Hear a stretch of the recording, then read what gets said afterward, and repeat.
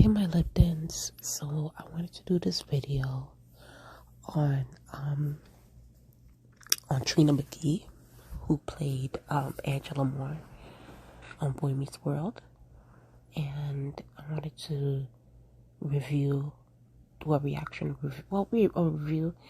of the Pod Meets World. So Daniel Fisher, who played Topanga on Boy Meets World, Ryder Strong, who played Sean Hunter, and I think Friddle, I think that's how you say his last name, but he played Eric. So the three of them have a podcast, and they invited Trina Mcgee to be a part of that episode, and I was surprised and very happy that they touched on a lot of topics. And because, they talked about, Trina's experience on the show. They talked about, just like race and like how Trina got started. And I'm happy there was such like a welcoming kind of like feel within that episode of the podcast with Trina. So, they started. I'm obviously not gonna give like a full rundown of like everything that was said, but I'm just gonna give you guys some like just review certain things and jot down some points, because like I did feel like there were certain things that like really popped out to me. So, they first start off with asking Trina, and obviously this is Trina, right? If you guys don't know, she's the one that played Angela Moore in Boy Meets World, and is one of my favorite characters. She's the only reason why I watched Boy Meets World, just to keep it a bean. So they touched on how did Trina get in the industry, and Trina was saying like how she wanted to audition for the Cosby Show and was going in for different parts, but wasn't really getting a lot of luck in acting. And then all of a sudden, she saw Boy Meets World on TV. And then like 6 months later, she auditioned for the part. And she discussed how like, the role for Angela. And because I was thinking to myself, was Angela, the character of Angela, was that always meant for a black girl? Or did they, try to audition white girls, black girls, that sort of thing? So I was happy to hear that it was on the character of Angela was meant for a black girl. So that she was saying like, so Trina was saying like, even Gabrielle Union wanted to audition for Boy Meets World and for the role of Angela. So it was cool to hear that. And I'm also happy that she touched on. She basically said that there were different black girls. There were different black girls in the casting audition set. So it was like dark skinned, caramel, light skinned girls and things like that. I'm not gonna hold you because it's just my bias. I'm happy that they chose a dark skinned black girl to play Angela, because I feel like we needed that. We needed that. I feel like, and there's no shade to the light skinned girls or the mixed girls. The mixed girls and light skinned girls, they're they're getting their shine, especially in the movie industry now. So that's their shine right there. But I'm happy that they actually they chose someone like Trina Mcgee to really show us like the dark skinned black girls and give us that representation, because unfortunately we don't have that sort of representation in the media now. You know what I'm saying? So I'm happy that they chose a dark skinned black girl for it to play Sean's love interest, as well as to play Angela Moore. They also touched on the comment that Will made at Trina back in the day, because Will was sort of like a class clownish kind of guy, and he really didn't think before he made a joke. So I think he made a reference to Aunt Jemima when he was talking to Trina as a joke, obviously, because he said that she had a big red hat on her head and then like scarf or something like that. So all he thought was, oh my god, funny, Aunt Jemima syrup, da da da da. So obviously, personally, if the joke in general wasn't funny. Like it just was a stupid joke. Like it didn't even get me like to ha ha. Second of all, obviously it was racially insensitive, and I'm glad that Will apologized to Trina during that time. He didn't just apologize, in 2022. He apologized to her back in the 90s, and he also wrote her a letter. And he said that how, like, Trina really changed his life when she was able to, like, confront him. Because Trina said this. Trina said how, there was a lot, because she was in that white space, and plus she's been in many white spaces. At the end of the day, she was always meant to, like, hold her tongue or bite her tongue when she heard or seen anything, like, insensitive or, like, just, like, microaggression kind of thing. But in that situation where she was, like, personally, like, I guess, felt disrespected, is when Trina confronted Will about that situation. And Will is the guy that played Eric, by the way, guys, just to make sure you guys don't know who I'm talking about.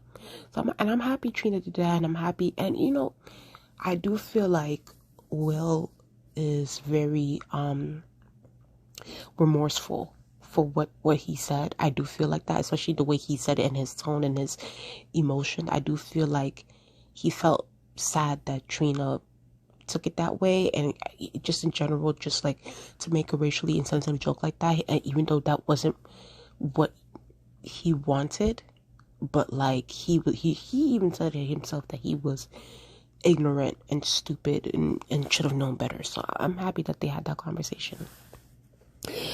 Now, okay, let me just switch over to the main attractions right here. Okay, so this is Trina and this is Ryder, Sean and Angela.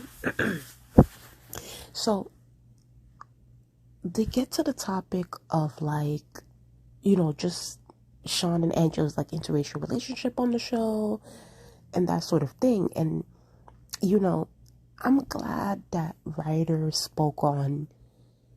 He was like, listen, because, like, okay, well, Trina said that, she did feel like they should have talked about their interracial relationship, because if you go back on the show, they really don't touch on the fact, like, even though, yeah, you see her, obviously, because Angela is black, but it's like she didn't really talk about it, or their relationship, or, like, how they're going through the dynamics as an interracial relationship on the show. They just, went with the flow.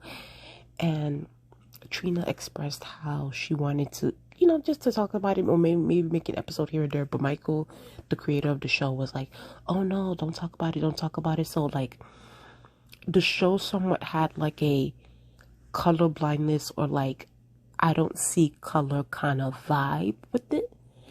And in a perfect world, okay, yeah, we don't see color, everybody loves each other and that sort of thing, and racism doesn't exist. But the issue is, racism does exist. We did have, Loving versus Virginia in the Supreme Court in the United States, and that was back in the 60s, okay?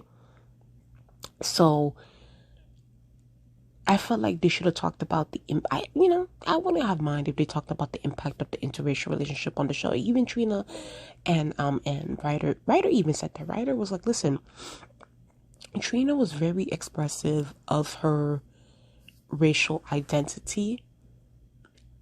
I mean, like, she was very proud of her black identity in the show. Obviously, you can see it with her hair. She had on the, afros. She gave us box braids. She gave us so many looks. I remember where she wore that dashiki dress in that one episode. I think it was Mr. Feeney was getting married.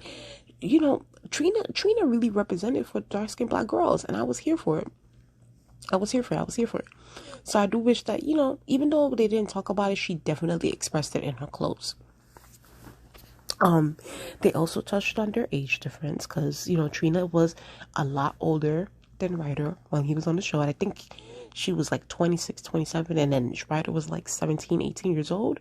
So they touched that down a little bit, and Ryder was just like saying, like, like, he was cool with it, even though it's kind of weird, because it was like Trina was literally like a grown woman who was married and had 2 kids and then got pregnant with her 3rd kid while on the show. So it was crazy.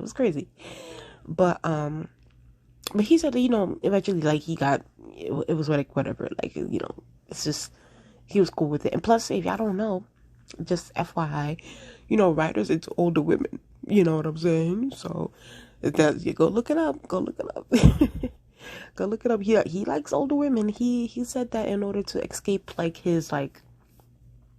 his Boy Meets World vibe or aura, he wanted to date older women because he believed the older women really didn't watch the show. So that's what he was into. So, but yeah. Also, I wanted to speak on another thing. Trina Mcgee and Will, obviously, while they were speaking about the whole Aunt Jemima joke, Trina Mcgee said, listen, in a way, she low-key felt like she was unappreciated by the creators of the show and her impact that she had on the show, because she brought up that, you know what, there was a time, because Trina Mcgee brought up to the creator, Michael, that, hey, can I have my own episode where it's just about Angela and her story and that sort of thing. That's the episode where Angela's dad came in from the army to visit her and things like that. That was the first time. And then it was I think she said it was Angela's Men. I think that's the episode name. And then it was Angela's Ashes. So those 2 episodes were the ones that Trina pitched to the creator. So before Angela's Men got aired, right? Boy Meets World in general was at number 52 in the ratings for the Nielsen's ratings thing that they used to do back in the day. So the show wasn't really doing too well, and they thought that the show was going to be canceled, right? So after Boy Meets World aired after the episode of Angela's Men of Boy Meets World aired, the show went from 52 to number 17 in the TV ratings, okay? So Trina said, listen, am I saying that, I'm the only one that made that happen, that made the ratings jump and gave it a boost? No, because it was a team effort. But you can't deny that I brought in a whole different demographic to the show. And she is 100% right, okay? We're not going to sit here and act as if, especially for the black girls, we didn't watch this show for Sean and Angela. We did not watch this show for Sean. We watched this show for them, and more particularly for her, because it's I'm sorry, we really don't relate to the other characters like that on that level. Of course, we related to Sean because Sean, and not to put the black experience with struggle, because that's not always the case. But Sean was somewhat realistic with his life and things like that. So, and plus Corey and Topanga, I don't know. Corey and Topanga was a little bit, they weren't really my vibe. And plus, the story didn't have a lot of continuity with it. They were always changing the way they met and things like that. So, yeah. So when Angela came into the scene, we were all here for it. So she said that, I don't mean to sound arrogant to say that I'm the one that brought it. I'm like, no, girl, you talk your shit. You're absolutely right. You brought in a whole different demographic. You brought in a whole different population that wanted to see themselves on TV and see themselves being represented in a beautiful, graceful, feminine way. And I do feel like that's true. I feel like Trina was the reason why that show got the ratings that it did, and she felt underappreciated for that, which is 100% right. Because first of all, Sean and Angela should have been endgame. That's number 1. Let's keep it a bean. That's number 1 on the book. Number 2, I don't know, maybe they should have gave them a spin-off show. I'm not sure, because I would have lived if they had their own spin-off show. But I do know Ryder was kind of over Boy Meets World kind of thing, because he wanted to go to college and things like that in real life. So I don't know.